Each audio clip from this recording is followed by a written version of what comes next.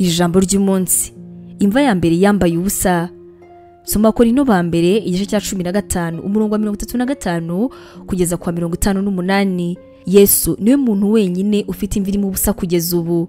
Abandi bose bapfuye basubiye mu mukungugu, ariko Kristo ni muzima kandi yicaye iburyo bwa Data.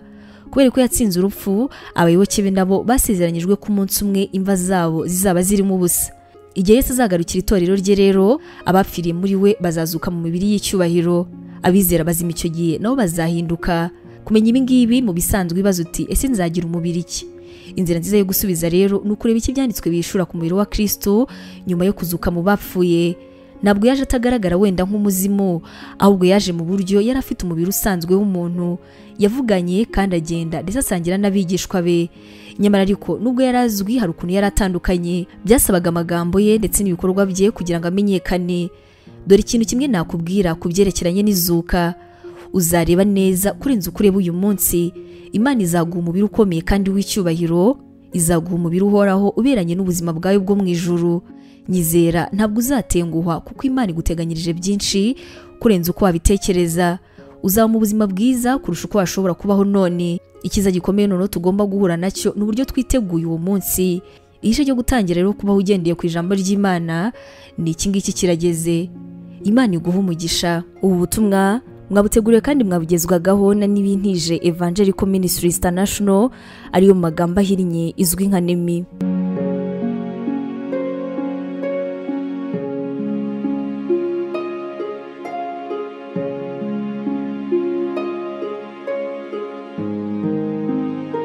Wabutekereza ko uhamagariye gukora umurimo w'Imana? Wifuza inyigisho zacu se zisohoka buri munsi kandi zagufasha mu buzima bwawe, zikagukomeza mu bibazo? Wumva wifuza kwiga teolojiya ukamenya ijambo ry'Imana, intwaro yagufasha mu buzima? Duhereye kuri iki kibazo cya nyuma, niba igisubizo cyawe ari yego, ngufitiye inkuru nziza cyane.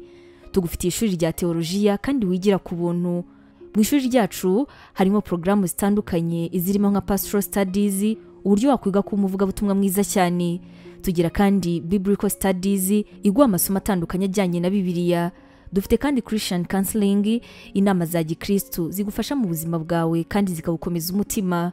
Kugira ngo ubashe gusobanukirwa neza ibi, wasura urubuga rwacu ari rwo wa#NEMIBibleInstitute.com, cyangwa ukaba watwandikira kuri WhatsApp yacu ari ikimenyetso cyo guteranya 141 232 650 34.